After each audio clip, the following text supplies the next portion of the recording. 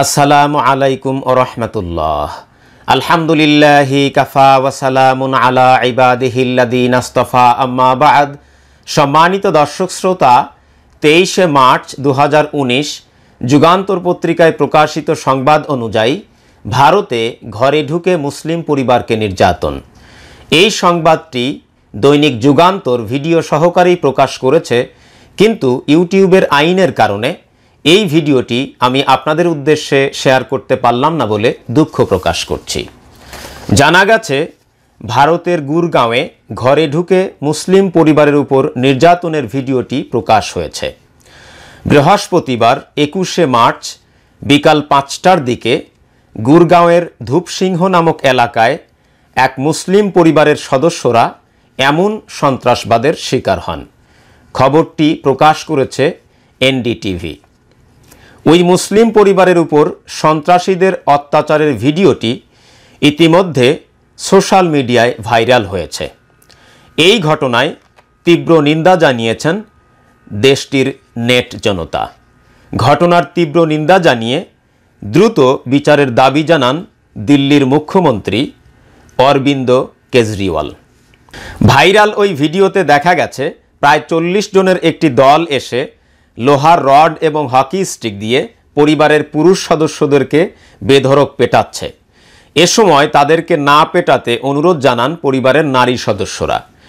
Times of India জানিয়েছে, হোলির দিন ক্রিকেট খেলা নিয়ে তৈরি হওয়া বাকবিতণ্ডার জেরে এই ঘটনা ঘটেছে। কট্টরপন্থী হিন্দুত্ববাদী সংগঠনের মদতে এই নির্যাতন চালানো হয়েছে বলে দাবি জানিয়েছে ভুক্তভোগী পরিবার। মারধরের সময় দুষ্কৃতিকারীরা পাকিস্তানে চলে যা বলে হুমকি দিচ্ছিল বলে তারা জানান। গুরগাঁও পুলিশ জানিয়েছে, এই হামলা পরিকল্পিত। ঘটনাস্থলে আমরা পৌঁছার পূর্বেই দুষ্কৃতিকারীরা পালিয়ে যায়। তবে অভিযোগের ভিত্তিতে এখন পর্যন্ত 6 জনকে গ্রেপ্তার করা হয়েছে বলে গুরগাঁও পুলিশ জানিয়েছে। এখন আপনারা আপনাদের বিবেককে প্রশ্ন করুন, আমি যে সংবাদটি আপনাদের সামনে উপস্থাপন করেছি এটি একটি সন্ত্রাসী হামলা, অথচ এই সংবাদটি ভারতীয় গণমাধ্যম, আন্তর্জাতিক গণমাধ্যম, এমনকি আমাদের দেশীয় গণমাধ্যমও উগ্রবাদী হিন্দুদের হামলা বলে চালিয়ে দেওয়ার চেষ্টা করছে। অথচ এই হামলাটি যদি কোনো উগ্রবাদী মুসলিম করত, তাহলে ঠিকই এই দালাল মিডিয়া এবং হলুদ মিডিয়া সেটিকে সন্ত্রাসী হামলা বলে চালিয়ে দেওয়ার চেষ্টা করত। এটি হচ্ছে আমাদের জন্য খুবই দুঃখজনক একটি সংবাদ। পাশাপাশি আরেকটি কথা বলতেই হয়, আপনাদের নিশ্চয়ই মনে আছে, বেশ কিছুদিন আগে ভারতের একজন সম্মানিত শায়েখ তিনি তো ফতোয়াই দিয়ে বসেছেন যে এই জাতীয় জুলুমের প্রতিবাদ প্রকাশ্যে করা যাবে না। কিভাবে করতে হবে? এই জাতীয় জুলুমের প্রতিবাদ স্ব দেশের সরকার প্রধানের কাছে গিয়ে গোপনে করে আসতে হবে, সরকার প্রধানের কাছে গিয়ে কানে কানে বলে আসতে হবে।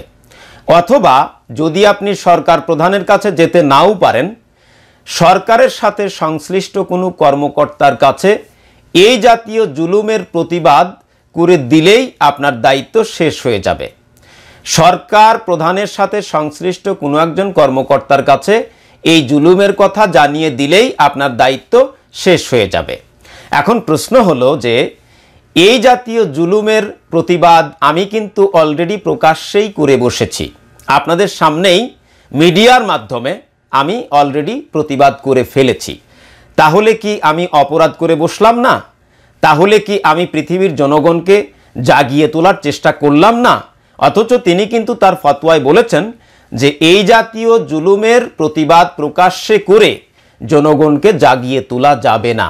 এই জন্যেই তিনি বলেছেন এই জাতীয় জুলুমের প্রতিবাদ স্ব দেশের সরকার প্রধানের কাছে গিয়ে গোপনে করে আসতে হবে, অথবা কানে কানে বলে আসতে হবে। অথবা আপনি যদি সরকার প্রধানের কাছে যেতে অক্ষম হন, তাহলে সরকারের সাথে সংশ্লিষ্ট কর্মকর্তা যারা আছেন তাদের কাছে বলে দিলেই আপনার দায়িত্ব শেষ। কিন্তু যদি কোনো আলেম ভুল করে, যদি কোনো আলেম জুলুম করে, তাহলে সেটির প্রতিবাদ প্রকাশ্যে করতে হবে এবং জনগণকে সচেতন করতে হবে, জনগণকে জাগিয়ে তুলতে হবে। তিনি যে ফতোয়াটা দিয়েছেন এই ফতোয়াটা যদি আমি মানি, তাহলে তো যে কথাগুলি আজকে আপনাদের সামনে উপস্থাপন করলাম, এটি করে আমি নিশ্চয়ই গুনাহের কাজ করে ফেলেছি, তাই না? চিন্তা করুন, এই সম্মানিত শায়েখের দেশে একটি মুসলিম পরিবারে তাদের ঘরের মধ্যে ঢুকে 40 জন সন্ত্রাসী পরিকল্পিতভাবে তাদের উপর হামলা করেছে। সেই ভিডিও ফুটেজটি আমার কাছে আছে। কি নির্মমভাবে সেই পরিবারের পুরুষ সদস্যদেরকে পিটিয়েছে, আপনারা না দেখলে বিশ্বাসই করতে পারবেন না। কিন্তু এই জুলুমের প্রতিবাদ প্রকাশ্যে করা যাবে না। অথচ একজন আলেমে দ্বীন তিনি যদি ভুল করে থাকেন, তাহলে সেই ভুলের প্রতিবাদ, সেই ভুলের সমালোচনা প্রকাশ্যে করতে হবে এবং জনগণকে সচেতন করতে হবে, জনগণকে জাগিয়ে তুলতে হবে। এখন আপনারাই আপনাদের বিবেককে প্রশ্ন করুন যে একই মাসালা তিনি সন্ত্রাসী হামলার ব্যাপারে গোপনে করতে বলছেন, একই মাসালা কোনো একজন আলেমে দ্বীনের সমালোচনার ক্ষেত্রে তিনি প্রকাশ্যে করছেন, জনগণকে জাগিয়ে তুলছেন। এই জাতীয় সন্ত্রাসী হামলার ব্যাপারে প্রকাশ্যে প্রতিবাদ করে জনগণকে সচেতন করা যাবে না, জনগণকে জাগিয়ে তোলা যাবে না। কিন্তু কোনো একজন আলেমে দ্বীনের ভুলের প্রতিবাদ, ভুলের সমালোচনা প্রকাশ্যে করে জনগণকে সচেতন করতে হবে, জনগণকে জাগিয়ে তুলতে হবে। এটা কি সুবিধাবাদী চিন্তা হয়ে গেল না? প্রশ্নটা আপনাদের উদ্দেশ্যেই রেখে দিলাম। এখন ভারতে যে মুসলমানদের উপরে সন্ত্রাসী হিন্দুরা হামলা চালাচ্ছে, এটি কি কোনো নতুন ঘটনা? মোটেই না। এইরকম ঘটনা ইতিপূর্বে অনেক ঘটেছে, কিন্তু আমরা কেউই জানি না যে সেই সন্ত্রাসী হামলার ঘটনায় এই সম্মানিত শায়েখ ভারতীয় প্রধানমন্ত্রী নরেন্দ্র মোদীর কাছে গিয়ে তিনি গোপনে বলে এসেছেন, নাকি নরেন্দ্র মোদীর কাছে গিয়ে কানে কানে বলে এসেছেন, আমরা কিন্তু কিছুই জানি না। অথবা তিনি কোনো সরকারি কর্মকর্তার কাছে আদৌ বলেছেন কিনা তাও আমরা জানি না। কিন্তু ঠিকই উপমহাদেশের একজন আলেম আল্লামা মওদুদী রাহিমাহুল্লাহর বিরুদ্ধে তিনি প্রকাশ্যে সমালোচনা করছেন, জনগণকে সচেতন করছেন, জনগণকে জাগিয়ে তুলছেন।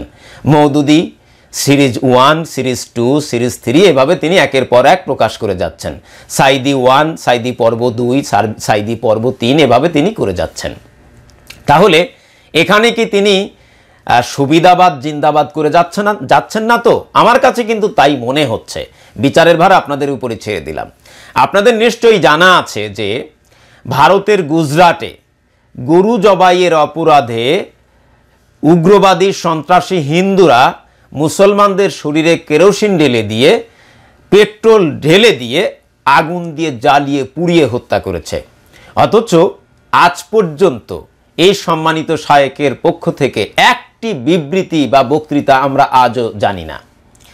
এছাড়াও আপনাদের নিশ্চয়ই মনে আছে যে গরু জবাইয়ের অপরাধে ভারতের উগ্রবাদী সন্ত্রাসী হিন্দুরা মুসলিম পরিবারের সদস্যদেরকে গরুর মলমূত্র খাইতে বাধ্য করা হয়েছে।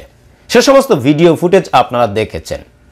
শুধু তাই নয়, কুরবানির সময় ভারতীয় প্রশাসন বিভিন্ন মুসলমানের পরিবার থেকে কুরবানির পশু গরু ধরে নিয়ে যাওয়া, সেটা তারা যে উগ্রবাদিতা দেখাচ্ছে এটা অন্য হিস্টোরি। ছাগল পর্যন্ত ধরে নিয়ে গিয়েছে, আপনারা দেখেছেন সে সমস্ত ভিডিও ফুটেজ। এছাড়াও জম্মু কাশ্মীরে আপনারা দেখেছেন যে ভারতীয় প্রশাসন, ভারতীয় সশস্ত্র বাহিনী সাধারণ মুসলমানদের উপরে কি নির্মম হত্যাযজ্ঞ চালিয়েছে। তাদের বাড়ি ঘর ভেঙে চুরে চুরমার করেছে এবং জম্মু কাশ্মীরের নারীদেরকে ধর্ষণ করেছে উপর্যুপরি। এছাড়াও আপনারা জানেন যে আফিফা নামে একটি 7-8 বছরের মেয়েকে ভারতীয় প্রশাসনের একজন কর্মকর্তা সহ বেশ কয়েকজন মিলিয়ে তাদের উপাসনালয় মন্দিরে 4-5 দিন ধরে ধর্ষণের পর মেয়েটিকে হত্যা করেছে। তারপরেও এই সম্মানিত শায়েখের মন গলে নাই। তিনি আজ পর্যন্ত এই সন্ত্রাসী কর্মকাণ্ডের, এই নির্মম ধর্ষণের বিরুদ্ধে একটি বক্তৃতা বিবৃতি দিয়েছেন বলে আমরা জানি না। তিনি যেভাবে ফতোয়া দিয়েছেন তাতে বোঝা যায় হয়তোবা তিনি গোপনে কোনো একজন সরকারি কর্মকর্তাকে বলে দিয়ে তার দায়িত্ব শেষ করে দিয়েছেন। অথচ ঠিকই আল্লামা মওদুদী রহমাহুল্লাহর বিরুদ্ধে, আল্লামা সাইদি হাফেজাহুল্লাহর বিরুদ্ধে, পৃথিবীর বড় বড় স্কলারদের বিরুদ্ধে তিনি সিরিজ আকারে সমালোচনা করে, প্রতিবাদ করে জনগণকে জাগিয়ে তুলছেন। আসলেই আমার কাছে মনে হচ্ছে যে তার কাছে সুবিধাবাদ জিন্দাবাদ এটি সবচেয়ে বড় দিক।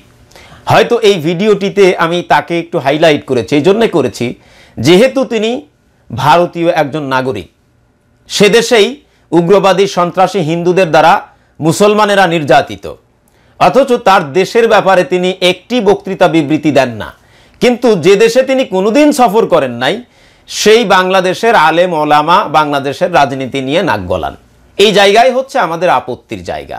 এই জন্যেই আমি আজকের আলোচনায়ও তাকেই একটু হাইলাইট করার চেষ্টা করেছি। আপনারা কেউ আমাকে ভুল বুঝবেন না, বিশেষ করে আপনারা যারা ভারতীয় সাধারণ হিন্দু আছেন, আমি আপনাদের বিরোধী নই। যে সকল হিন্দুরা সন্ত্রাসী কর্মকাণ্ড করছে, যে সকল হিন্দুরা উগ্রতা ছড়াচ্ছে, আমি তাদের বিরুদ্ধেই বলেছি। আমি জানি আমার অনেক ফ্যান হিন্দু আছেন, আমি সবসময় সত্যের পক্ষে কথা বলি। আপনাদের নিশ্চয়ই জানা আছে যে নেপালে যখন ভূমিকম্প হয়েছিল, নেপালে কয়জন মুসলমান বসবাস করে? যারা আক্রান্ত হয়েছিলেন তাদের অধিকাংশই ছিল হিন্দু। সেখানে কিন্তু যে সাহায্য পাঠানো হয়েছিল, সেই সাহায্যের একটি অংশ আমারও ছিল। সেই সাহায্যের মধ্যে আমিও অংশগ্রহণ করেছিলাম। অতএব আপনারা কেউ ভুল বুঝবেন না যে আমি হিন্দুদের বিরুদ্ধে ত্রাস ছড়াচ্ছি, আমি হিন্দুদের বিরুদ্ধে উগ্রতা ছড়াচ্ছি, মোটেই না। যারা সাধারণ হিন্দু, শান্তিপ্রিয় হিন্দু, আমি তাদের কখনোই বিরোধিতা করব না। আপনি আপনার ধর্ম শান্তিপূর্ণভাবে পালন করেন, সেটি আমি চাই। আর আপনাদের দেশে সত্যিকার অর্থেই হিন্দু এবং মুসলমানদের মধ্যে একটা শান্তি ফিরে এসেছিল ডক্টর জাকির নায়েকের দাওয়াতের কারণে। কিন্তু আপনাদের যে প্রধানমন্ত্রী নরেন্দ্র মোদী, তার কর্মকাণ্ডের কারণে আজকে তিনি দেশ থেকে বিতাড়িত হয়েছেন, আর আপনাদের দেশে উগ্রতা ছড়িয়ে পড়েছে এই উগ্রবাদী হিন্দুদের কারণেই। এখন এই উগ্রবাদী হিন্দুদের এই উগ্রতা ছড়িয়ে পড়ার মাধ্যমে যে শুধু মুসলমানরা আক্রান্ত হচ্ছে, বিষয়টি কিন্তু তা নয়, আপনারা হিন্দুরাও আক্রান্ত হচ্ছেন। এই জন্যে আপনাদেরকেই এগিয়ে আসতে হবে আপনাদের দেশে শান্তি ফিরিয়ে আনার জন্যে। এই উগ্রবাদী প্রধানমন্ত্রী নরেন্দ্র মোদীকে বয়কট করুন এবং নতুন আরেকজন ভালো রাজনীতিবিদকে আপনাদের দেশের প্রধানমন্ত্রী বানান এবং আপনাদের দেশের শান্তির দূত ডক্টর জাকির নায়েককে আপনাদের দেশে ফিরিয়ে আনুন। তাহলেই আপনাদের দেশে শান্তি ফিরিয়ে আসা সম্ভব। সুতরাং আপনারা যদি মনে করেন যে হিন্দু উগ্রবাদীরা, হিন্দু সন্ত্রাসীরা মুসলমানদেরকে নিধন করছে, করে যাক, তাতে করে যে আপনারা বেঁচে যাবেন, বিষয়টি কিন্তু এমন নয়। দর্শক, এই ছিল আমার আজকের উপস্থাপনা। আশা করছি আমার এই উপস্থাপনাটি আপনাদের ভালো লেগেছে।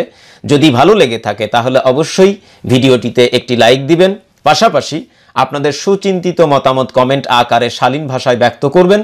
এবং আপনারা যারা আমার চ্যানেলে নতুন, আপনাদের সকলের প্রতি অনুরোধ, চ্যানেলটি সাবস্ক্রাইব করুন এবং পাশে আসা বেল আইকনটি অন করে রাখুন এবং আমাকে সত্য প্রকাশে সহযোগিতা করুন। তাহলে আজকে এ পর্যন্তই। পরবর্তী ভিডিওতে দেখা হবে, কথা হবে ইনশাআল্লাহুল আজিজ। ওয়াসসালামু আলাইকুম ওয়া রাহমাতুল্লাহি ওয়া বারাকাতুহু।